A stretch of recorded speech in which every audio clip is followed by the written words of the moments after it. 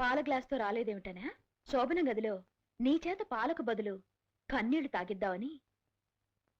అర్థం కాలేదా? నా పంతో నెగ్గించుకోవడానికే నేను నిన్ను చేసుకున్నాను. ఏదోసారి ఫేస్ టర్నింగ్ ఇచ్చుకో.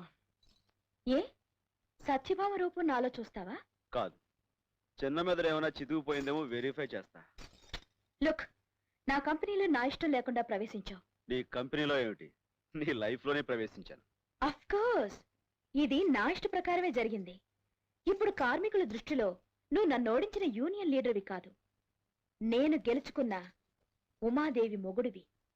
ఈ క్షణం నుంచి యూనియన్ నా చేతుల్లోనే ఉంటుంది, లీడర్ నా గుప్పెట్లోనే ఉంటాడు. ఇంటి బయట ఉమాదేవి మొగుడుగా, ఇంటి లోపల ఉమాదేవి ఇంటి పనులు చూసేవాడిగా ఈ రోజు నుంచి తమరు ద్విపాత్రాభినయం చెయ్యాలి.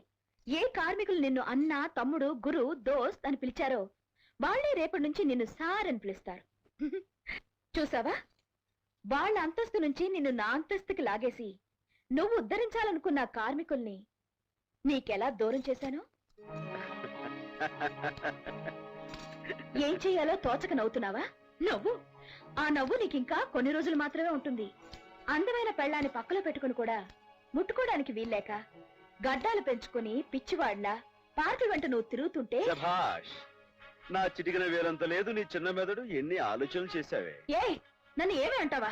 పెళ్ళానివి కదే. ఆ నువ్వు అన్నట్టుగా ద్విపాత్రాభినయం కాదు, తల్లిని సంతోషపెట్టే కొడుగ్గా, కార్మికుల కష్టాలు కన్నీళ్లు తుడిచే యూనియన్ లీడర్గా, అహంకారపు పెళ్ళానికి అర్ధాంగి అర్థం తెలిసొచ్చేలా చేసే ఘరానా మొగుడిగా త్రిపాత్రాభినయం చేస్తాను. అగా నువ్వు చెప్పింది నేను విన్నప్పుడు నేను చెప్పేది పూర్తిగా వినాలిగా. ఇంకేమన్నావు? నీ అందం చూసి నేను గెడ్డాలు పెంచుకుంటానన్నా. ఈ గడపలోనే కాదు, నువ్వు పూర్తిగా చీర ఊడదీసుకుని నా ఎదురుగా నుంచున్నా చిరునవ్వుతో నిగ్రహించుకోగల కెపాసిటీ ఉన్నవాడిని. నన్ను ఉమాదేవి మొగుడు అంటారు, లేక నిన్ను లీడర్ రాజు పెళ్ళం అంటారో తేలుస్తా. ఇంపాసిబుల్. ఇంపాసిబులా? ఇస్త్రాకులు కట్ట. ఏదోసారి ఫేస్ రైట్ టర్నింగ్ ఇచ్చుకో, లెఫ్ట్ పగిలిపోద్ది. జాగ్రత్త. ఏమిటి అలా